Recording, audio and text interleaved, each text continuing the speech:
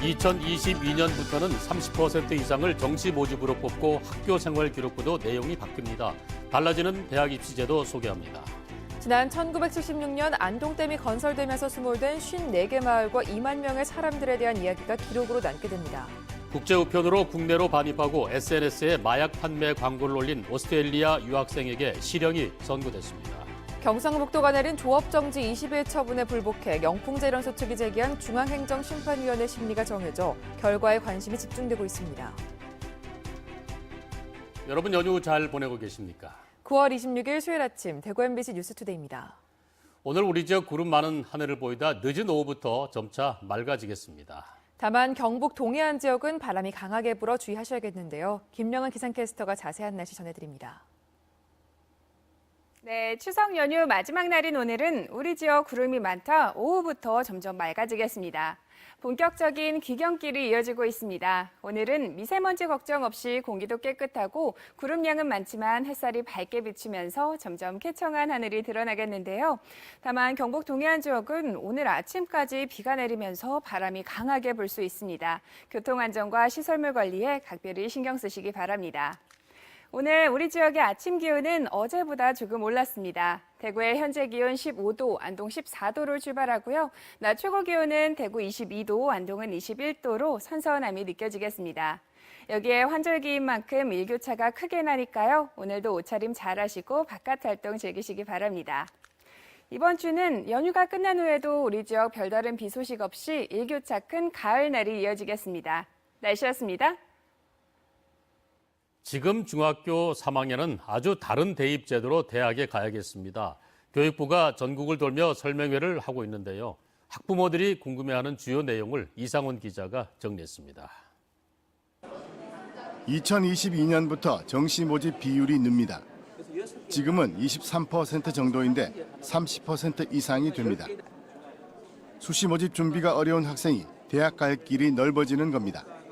방황을 좀 해서 대입 준비를 할 때 참 어려운 친구들이 한순간 기회를 놓친 아이들을 위해서 수시 말고 정시를 30%로 확대를 해서 수시 모집이 중요하게 여기는 평가 기준인 학교생활 기록부도 내용이 바뀝니다.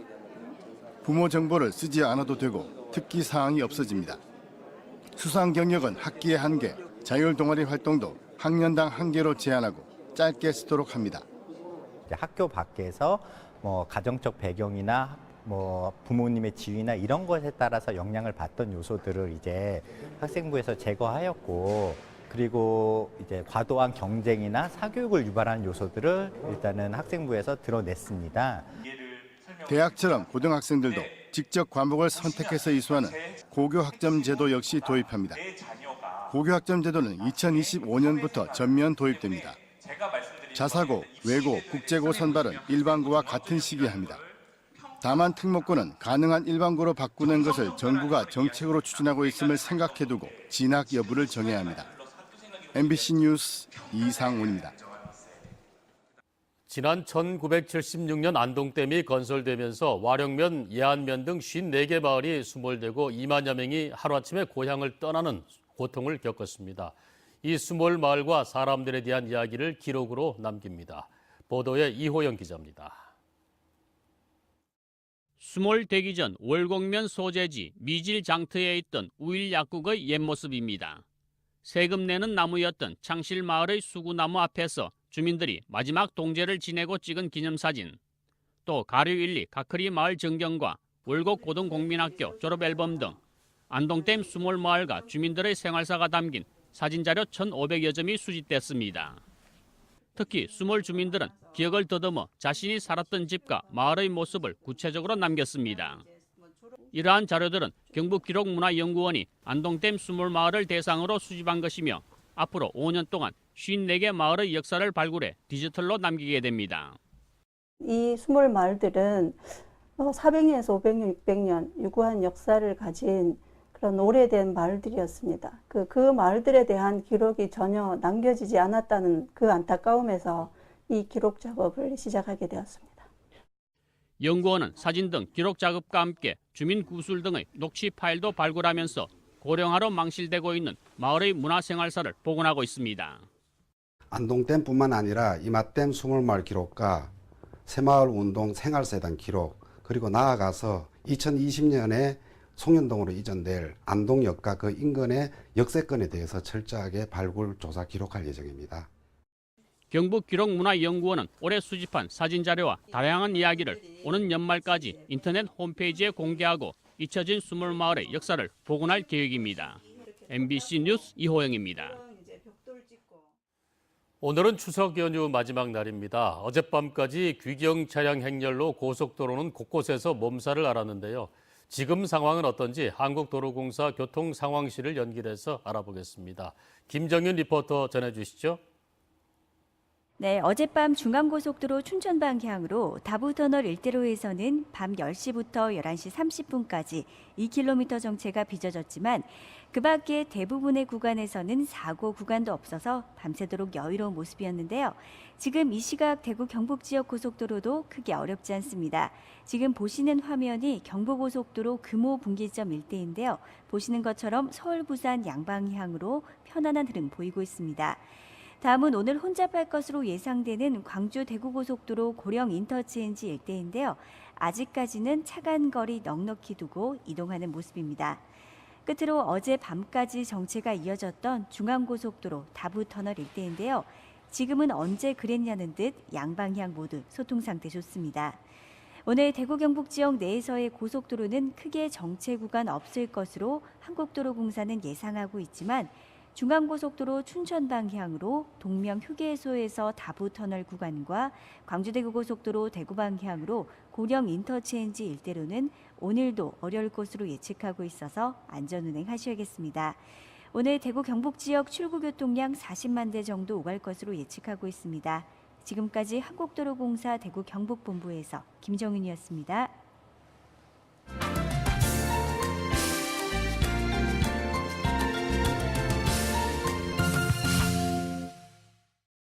광주 도시철도 2호선 논란에 종지부를 찍어야 하는 무거운 숙제를 안고 공론화위원회가 출범했습니다. 11월 10일까지 촉박한 일정 속에 광주 시민들이 납득할 만한 결론을 끌어낼 수 있을지 기대와 우려가 교차하고 있습니다. 광주 MBC 정용욱 기자입니다. 교수와 변호사 등 7명으로 구성된 도시철도 2호선 공론화위원회가 출범과 함께 첫 회의를 열었습니다. 시민 참여형 수기 방식을 위한 의제 설정과 추진 일정, 운영 방안 등을 논의했습니다. 공론화위원회는 앞으로 시민 홍보나 의제 설정을 위한 설문조사 등 한 달가량의 준비 기간을 거친 뒤 수천 명의 모집단을 구성하고 이 가운데 300여 명 규모의 시민 배심원을 선정합니다. 배심원들은 이후 학습과 토론을 병행한 뒤 최종 1박 2일 합숙 토론을 통해 도시철도 2호선 건설 여부와 건설 방식 등을 오는 11월 10일까지 광주시장에게 권고합니다. 최종적인 것은 시민이 결정할 것이고 공론화위원회가 할 일은 시민들이 최종적인 결정을 할 수 있도록 객관적이고 공정하게 룰을 만들고 그것을 이제 집행하는 것. 지하철 건설에 반대하는 시민 모임은 여전히 우려 섞인 시선을 보내고 있습니다. 사실상 지하철 건설을 염두에 두고 공론화가 진행되는 게 아니냐며 2달 뒤에 종료 시한에 구애받지 않고 충분한 논의가 이루어져야 한다는 겁니다. 도시철도 2호선 강행을 목표로 공론화 과정에 어떤 영향을 미치려 시도할 경우 감당할 수 없는 역풍을 감수해야 할 것이다.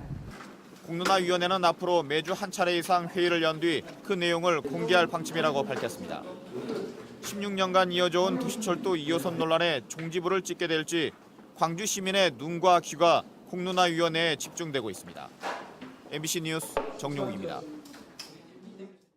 경상북도가 내린 석포제련소 조업정지 20일 처분에 불복해 영풍 측이 제기한 중앙행정심판위원회의 구술 심리가 다음 달 10일로 정해졌습니다. 9명의 위원이 청구인인 영풍의 행정심판 청구서와 경북도의 답변서 등을 검토하고 양측의 진술을 들은 뒤 추가 심리가 없다면 당일 표결에 결론을 내릴 예정입니다. 재결은 경북도의 처분이 유지되는 각하와 과징금으로 대체하는 인용, 조업정지 일수를 줄이는 부분 인용 등 3가지 경우의 수가 있습니다. 오스트레일리아에서 국내로 마약류를 반입시킨 20대 유학생에게 실형이 선고됐습니다. 대구지법 제11형사부 손현찬 부장판사는 마약류 관리법 위반 혐의로 기소된 27살 A씨에게 징역 2년 6개월을 선고했습니다. A씨는 오스트레일리아에 살면서 지난 2월부터 4월까지 공모자 1명과 8차례에 걸쳐 대마와 향정신성 의약품 등 마약류를 국제 우편으로 국내로 반입하고 SNS에 마약 판매 광고를 올린 혐의로 기소됐습니다.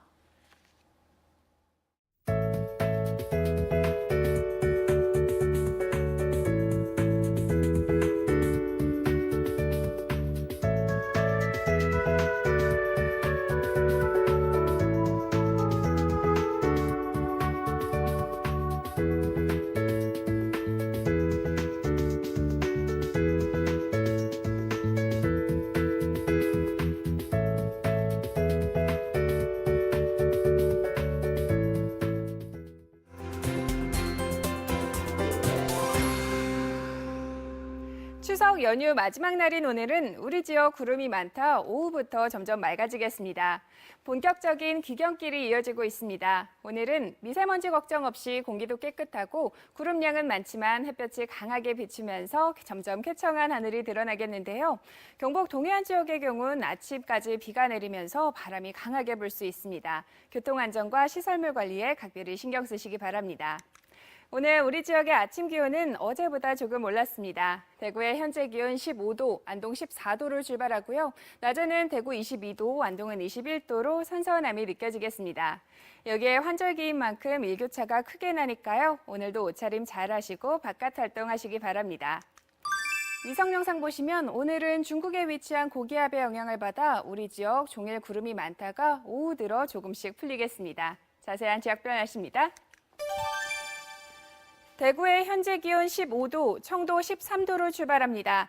낮 기온은 대구 22도, 청도 21도로 선선한 날이 되겠습니다.